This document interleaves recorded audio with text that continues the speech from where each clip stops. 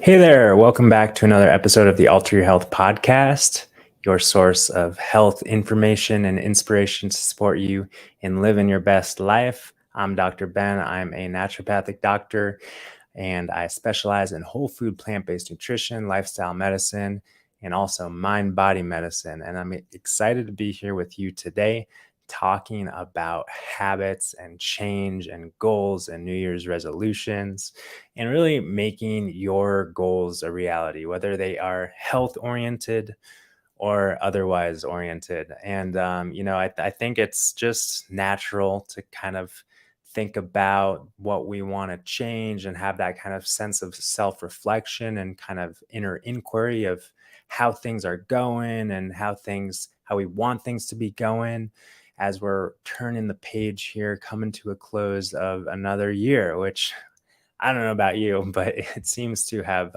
flown by. I really do think that there is something on a different note. I think there's something about time speeding up. Maybe it's just me. Maybe it's just like aging and kind of life experience and everything kind of goes by real quick.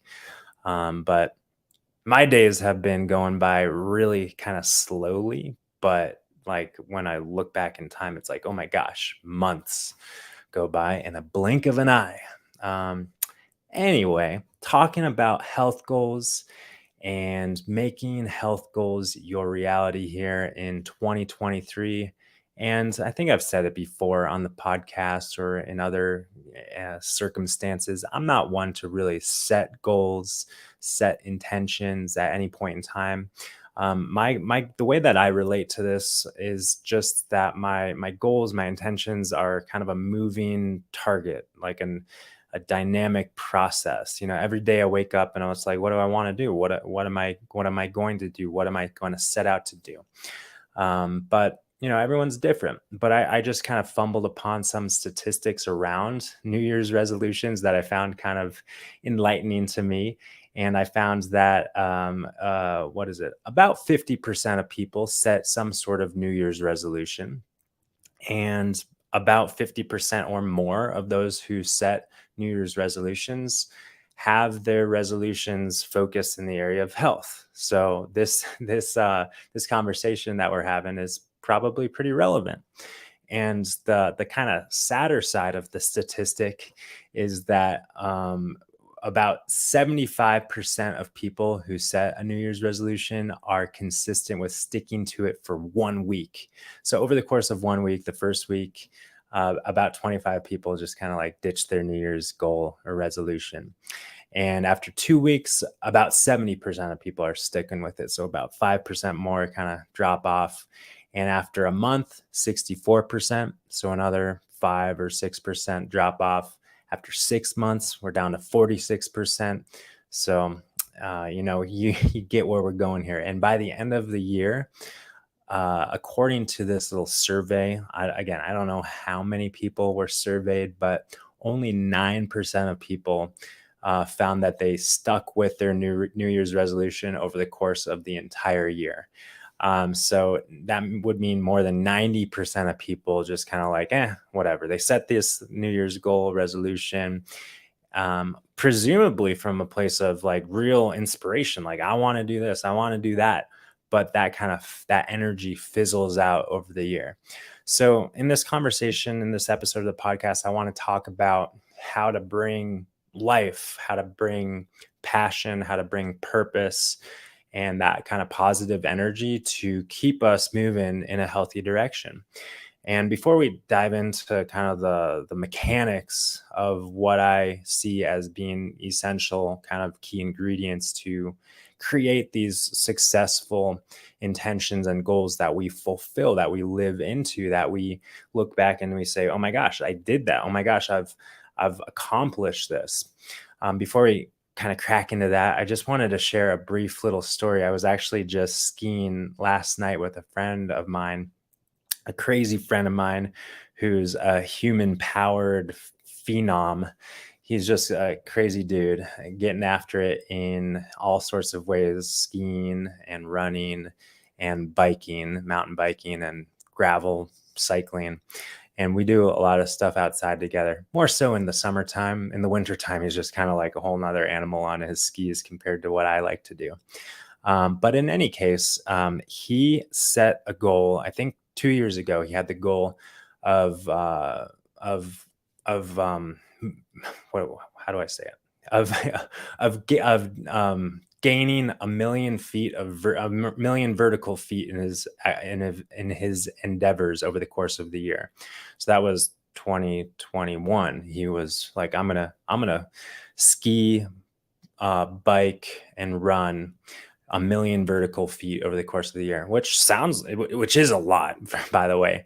But he was like, I'm going to do that. And over the course of that year, he actually did 1.5 million vertical feet, which was like, he was like, surpassed his goal. So this last year, he had the goal. I think later on, he realized that he was close to this goal of just skiing only 1 million vertical feet, which I don't know, for those who aren't familiar with, like that means like uphill. It's called skinning or hiking, or walking, or whatever. You walk up the mountain and then ski down, and that's like how we roll out here in the backcountry and in Colorado in the mountains. So anyways, he set the goal to complete 1 million vertical feet skiing in 2022. And he realized he's pretty darn close to it. I think as we sit here today, he still has about 25,000 feet of vertical feet to do, which he's been, averaging like 15,000 feet or so for the last week or so to finish up this goal, which 15,000 feet a day, for those who haven't hiked up a mountain and skied down, that's a whole heck of a lot. Last night I got out with him and skied about 5,500 feet or 6,000 feet. And, it took us a few hours, and it's an amazing workout. We'll just leave it at that. Anyways, it just kind of dawned on me when I was hearing him and his conviction and clarity of like accomplishing this goal. And let's face it, it didn't really come out of nowhere. It kind of, he built this reservoir of confidence in his ability to accomplish goals. And you don't just out of nowhere be like, oh, I'm gonna do a million vertical feet in the year, and then I'm gonna do a million vertical feet just skiing in the year. That comes from obviously training physically and being consistent, but also just the confidence. What I see as kind of a snowball effect of, as we kind of set smaller goals and accomplish these smaller goals, then we are kind of empowered in our ability to accomplish goals. And then it just becomes almost second nature. Goal, and we just move through it and do it. And before we know it, we're like this goal setting, goal accomplishing machine.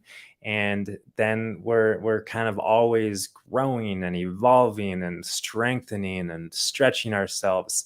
And I just think that's like a healthy way to live, of course, without any kind of unnecessary pressure and force. And there's a balance to it. As with anything, you can certainly overdo it and kind of wreck yourself or stress yourself. And that's obviously not the point. But the point is to kind of gain this confidence, this inner confidence, and this inner sense of commitment to follow through with what we're setting out for. And as we started out the conversation, more than 90% of people who set a New Year's resolution don't have that, don't have that conviction, that confidence, and that commitment to just like follow through. Now, of course, as we'll get into, they're probably setting goals that aren't actually, healthy or realistic or supportive of what they're after. So it's obviously important to really stay focused, and in terms of just the setting of the goal and the like what we're getting after, we've got to, as I think is maybe the most important thing, we've got to have a really clear why, right? Why do we want to do that? Why do we want to, hike a million vertical feet in the year? What's the purpose? Yeah, I can't answer that for my friends, but I think that each one of us who does set out to have a goal, health goal or otherwise, it's important to really have that why. In the realm of health, I think it's very common for people to have these health goals of releasing weight or getting off of medications or resolving symptoms, whatever it might be. And that's kind of where the goal ends. It's like, I want to release weight, but why? What are you going to do? How are you going to feel? How is your life going to be different? What's really motivating you to kind of think about wanting to release that weight, to think about wanting to get off these medications? What comes next? So I think it's important to start from there, start from that why, for lack of a better term. I think that's the name of a book, start with why. um, but also stay connected with that, like each and every day, maybe each and every moment of every day. We're just kind of living from that place of why. Why am I here? What am I doing? How can I really move in that direction of living into, as I like to see it, living into our purpose in that way? So let's talk about setting goals in a reasonable, like in a healthy way, I should say. And maybe you're familiar with this whole acronym called SMART, setting SMART goals. So SMART, stands for specific. So your goal should be specific. M stands for measurable. So we can kind of track that over time. A stands for achievable. So it can't be too outlandish. It's got to be kind of within reach, realistic for you, right? That achievable nature is going to be different for everyone depending on where they're at. And then R is relevant. And I think that I'm not really sure what relevant means, like relevant to your life. Like, what I think that's kind of pointing somewhat to the why. And T is time bound. So specific, measurable, achievable, relevant, and time bound, meaning that we can, say, oh, I'm going to do this by this period of time. So over the course of 2023, by the end of 2023, by the end of next year, I'm going to get off of these medications and I'm going to reverse these symptoms. And having that clear kind of deadline time frame can keep us accountable. But I think that this whole idea of setting a SMART goal is definitely missing something. I think those are very important attributes to a goal: the specific nature, the measurable nature, achievable nature, and relevance and time boundness of your goals. Very important. But it doesn't really encapsulate the most important thing, again, which is, why are we setting the goal in the first place?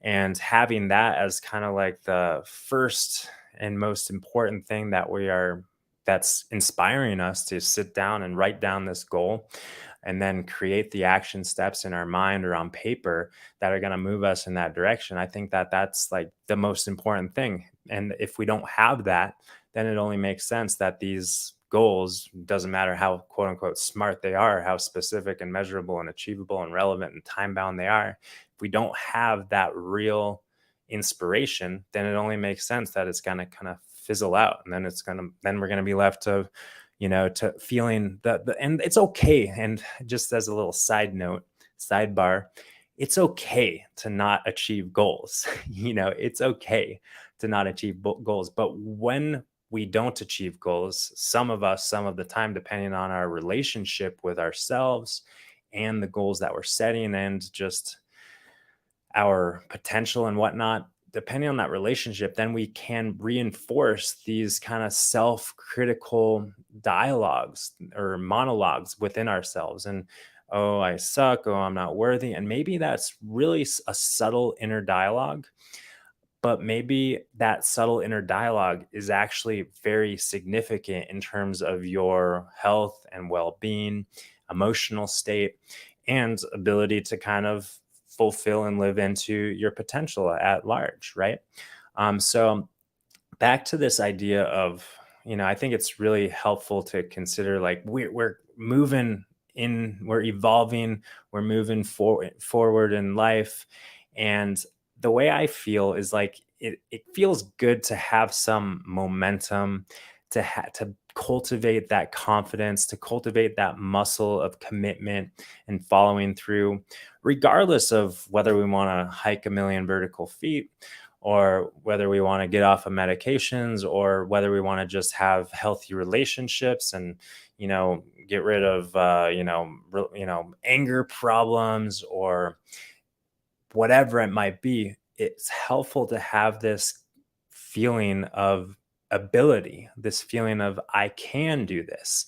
And that feeling of I can do this doesn't necessarily come out of nowhere, because yes, we might have that feeling at one point in time, but then tomorrow or later tonight, maybe we feel down in the dumps about it, which again is okay. But if we're kind of moving forward in a way that's kind of rolling that snowball and building and gaining confidence in our ability to follow through and commit to things and see things through, then we simply are able to do more and be more in a confident and productive sort of way that I think can be really healthy in terms of our mindset and relationship that we have with ourselves as well. Because again, then we're less likely to have that maybe self-critical dialogue of, oh, I can't do this. Oh, I suck. I'm not worthy of that. Blah, blah, blah, blah, blah, blah. So smart goals, yes, they're great, but infusing that why is essential, right? Um, Now I want to talk about like the day to day, the monotonous, the boots on the ground kind of thing, and some might refer to this idea of like the taking action. And what's the saying, like Rome wasn't built overnight or something like that? Like obviously like big things, again, hiking 1 million vertical feet, that doesn't happen overnight. Our ability to do that, that doesn't happen overnight. But what does happen overnight is taking small actionable steps, right? And this is kind of like clear and common sense and obvious. But I think so too often like people bite off more than they can chew. And like if for example, if someone does have a goal of running 40 miles a week or something like that. What's that? Like 5 miles a day, 5 or 6 miles a day, good amount. Like if you set that goal, then okay, you run 40 miles a week for a week, and then 2 weeks, and then 3 weeks. And then you kind of start to have a little bit of ankle pain and your feet hurt and you get a blister. And then you only run like 25 miles. And then it's like, oh, shoot, I didn't make my 40 miles a week. And then the next week, it's like, blister's a little worse and you're just feeling a little down. And then it's just like 15 miles. And then before it, you're kind of like in the dumps with it potentially. But if instead of, oh, I'm going to run 40 miles a week, we can kind of set the bar low and set ourselves up for success. And, in this week, I'm gonna run 10 miles a week, and I'm gonna run at least 10 miles a week, and leave ourselves room for like growth and surpassing our expectations. And that helps to kind of move that snowball forward and accumulate momentum, in the short term, in the kind of just mundane day after day sort of thing. So that speaks a little bit to the what is it? Specific, actionable, achievable, relevant. So the little steps that we take should all be specific and measurable and achievable and relevant and time bound and et cetera. So each little piece of our goal, I think, should take on the qualities of kind of the goal at large. But the important thing here is to really set ourselves up for success and, not like shoot for the moon, unless you're okay failing, unless you're okay feeling like you missed, unless you're okay feeling like you kind of messed up and fell short. Some people really get down in the dumps with that. And again, like, that's, I think, a subtle inner dialogue that each individual is responsible for tuning into and seeing, like, what is the quality of that inner dialogue when I quote unquote mess up. Again, kind of speaking from the physical world reality. Deep down inside, I truly believe that there is no messing up, there is no failure. There's only more repeated opportunities for growth and learning, etc. Right? Um, Next, I want to talk about the inevitable, reliable force that we all experience, we all feel in our life, regardless of what the nature of the goal is that we're setting, what our intentions are. And that force is resistance. I think the way I see resistance, it's kind of like that stubborn, stuck in its way, egoic kind of sludge that we intend to move through. In kind of a practical physical world reality physiologic sense, I think that the resistance is these ingrained neural pathways that make up our habits in a lot of ways. So the resistance is real. The resistance is a real force. And I think that it is so important to acknowledge it for what it is. It is real. And the whole point in kind of expanding and setting these goals and moving into greater awareness and fulfillment of our potential is moving through that resistance. So that resistance, I think that a lot of people have that kind of relationship with it, like, oh no, I can't do this. I'm feeling just, don't have the confidence that, like there's too much resistance. I'm too tired. I can't have focus. I got to do this instead. Whatever that inner dialogue is, that's kind of like pushing us off of course. Um, it's always going to be there in some way, shape, or form. And I think like just knowing that and identifying that and kind of calling it out and building a relationship with that resistance can be really helpful. And the way that I like to see resistance and the relationship that I have with it is that resistance is almost like a reminder. It's like when I feel like I can't do something and I've got that inner dialogue, I don't want to, would rather do this, whatever it might be. When I'm aware of that resistance, then it's just a reminder that, oh, I'm moving in the right direction. It's just a reminder that, oh, this is part of the process. And I think that kind of subtle mindset shift, at least for me, and kind of calling it out and developing that relationship really helps to move beyond it and integrate it and really accepting the fact that that very resistance is going to show up in various ways over the course of the pursuit to goal X, Y, or Z. So I think it's just important to foresee the fact that we will have that resistance and that will show up as inner dialogue, as fatigue, as distraction, as a phone call telling us to do this instead of what we want to do. Whatever it might be, that resistance is real and it's going to show up. And as it shows up, it means that we're on to something. So we can actually transform that kind of, oh no, I can't do it, resistance feeling to, okay, I'm on to something. The lack of focus, lack of inspiration, lack of motivation, lack of drive actually might be fuel for bursting through. Um, Again, subtle shift in the way that we relate to these inner sensations and feelings and perceptions of resistance, and that whole phenomenon, I think, is on a little side note, is really beautifully, powerfully spoken to by, oh my gosh, War of Art, Stephen Pressfield. That's his name. It was almost escaping me. Stephen Pressfield, War of Art.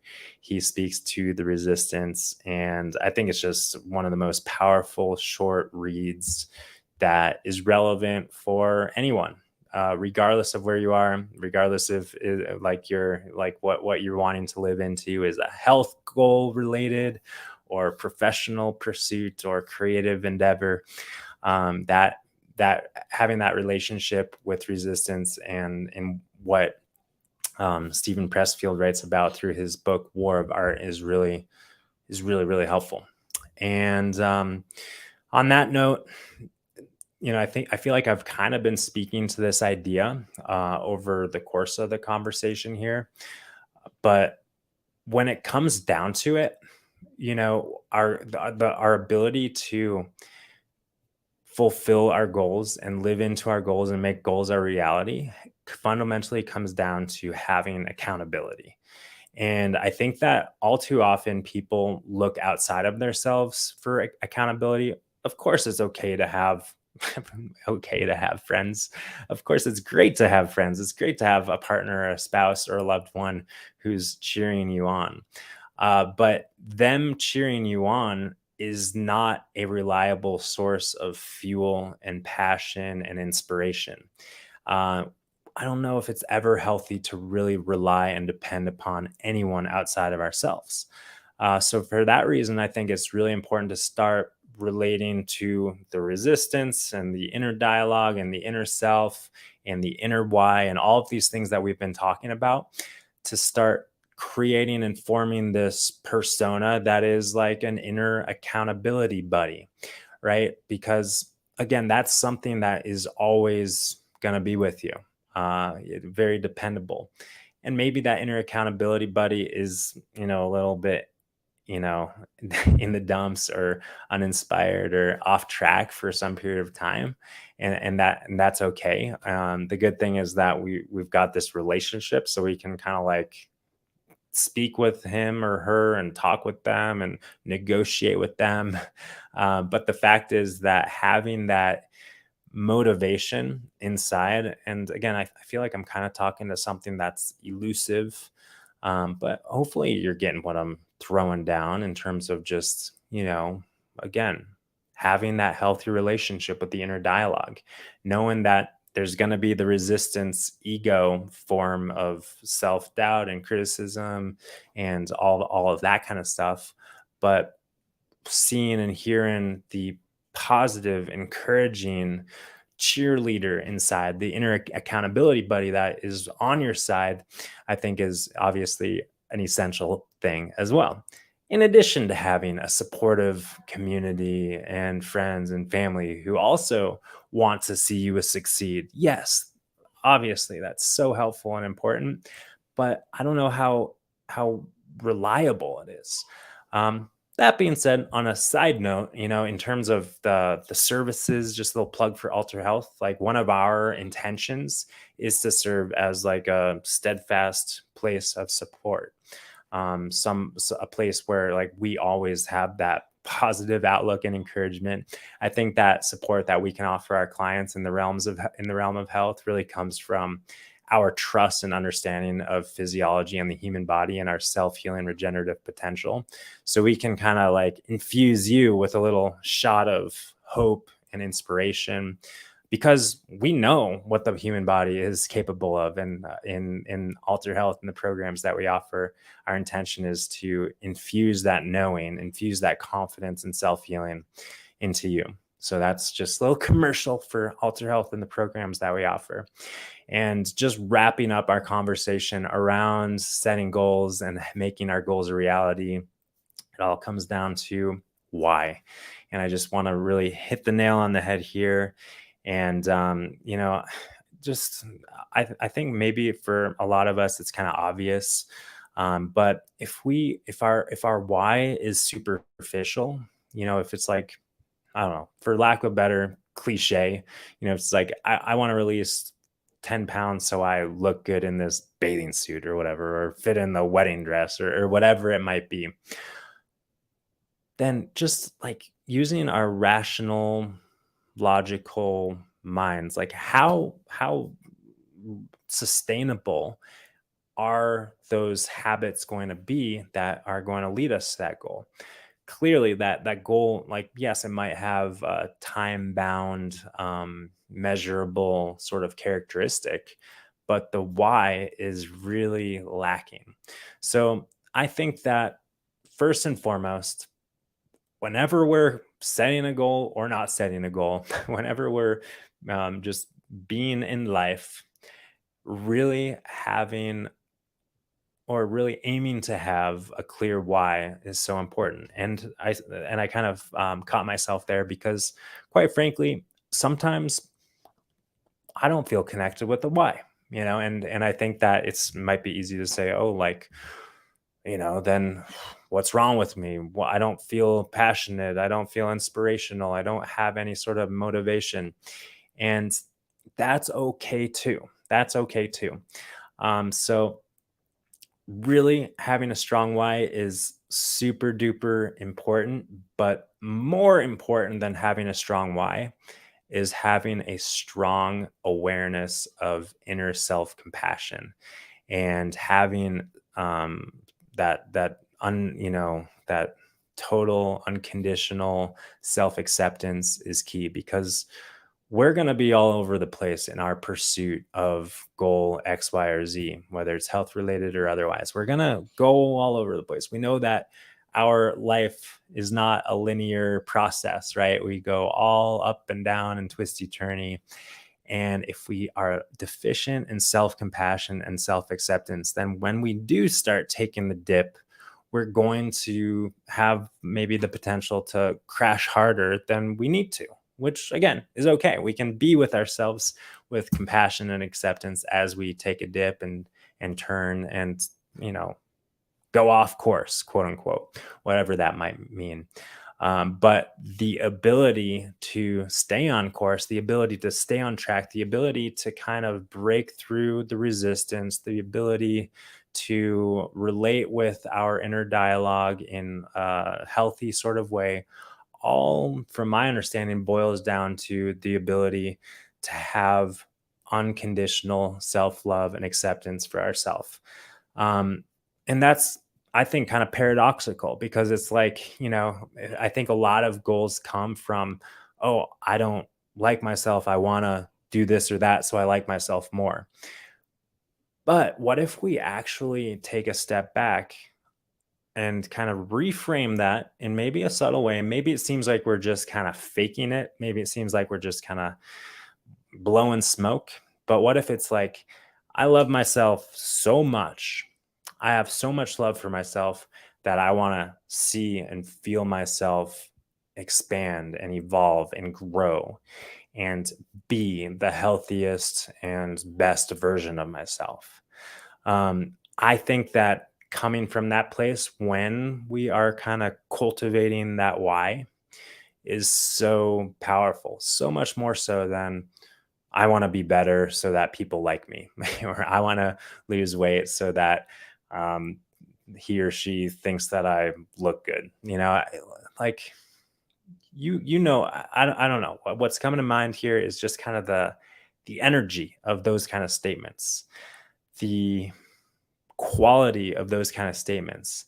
And if we consider that everything that happens within us takes on that kind of energetic resonance and frequency in metaphysical quantum physics kind of terms, and this whole notion of like what we think we become, then if we think that we are like deficient and lacking and we need to do this and that in order to be better, then we're going to become better, but we're still going to become better from a place of deficiency, if that like makes any sense. But if we have a total and complete awareness, or at least we're moving and orienting ourselves and looking in that direction to see the potential of total and complete perfection, and if we're coming from that place as we're kind of evolving into something greater, then that has a whole nother quality to it, a whole nother energetic vibration. And that really, and if we consider infusing everything that we do from that place, I don't know, as I'm talking about it, I just kind of get the chills in terms of like what's possible. So I guess I want to kind of leave on that note. You know, and fundamentally, again, the paradox here is that, we can have all these health goals and set all these intentions, but when it all boils down to the truth, fundamental capital T truth, you are already totally healthy, complete, perfect, just the way you are in your divine nature. And understanding, embracing, recognizing, and connecting with that true nature is so fundamentally important. That doesn't mean that we stop there. That means that we can be from there and move into a greater expression of our human potential from a deep understanding of our divine nature. So that's about a wrap in terms of my ranting around, health goals and setting New Year's resolutions and whatnot. If this information is relevant, if you've kind of got anything from it, feel free to share the episode with anyone that you know and love, anyone who's struggling to set a New Year's resolution, struggling with anything to do with their health or their lifestyle. Um, yeah, or if you feel like you don't know what the heck I'm talking about, feel free to leave a comment, some feedback. I'm always open to that. And just before we wrap up, I wanted to remind you of two opportunities at Alter Health. The first one coming up real quick is the Whole Food Plant-Based Challenge. What is it called again? The New Year Fresh Start. The New Year Fresh Start Challenge. So yes, moving into that awareness of setting goals and making goals a reality. We're going to start things off with a bang, starting on New Year's Eve, this free Whole Food Plant-Based Challenge. We're going to be focusing on kind of the important things to consider in terms of sustaining a nourishing and healing whole food plant-based lifestyle. The second thing is the Winter Cleanse, the Alter Health Winter Cleanse, which is a supportive opportunity to take your nutrition to the next level in a community format led by Dr. Susanna and myself starting January 13th. That's just $99. And you can learn more about that at www.alter.health/cleanse. And the challenge information is right on the homepage, I believe, www.alter.health. All right, you guys. Well, if I don't see you or hear from you in the meantime, before then, what am I saying? If I don't see you or hear from you in the next 3 days, then have an awesome rest of your year. And I do look forward to seeing you and hearing from you in 2023. All right, everyone. Peace and love. Until next time.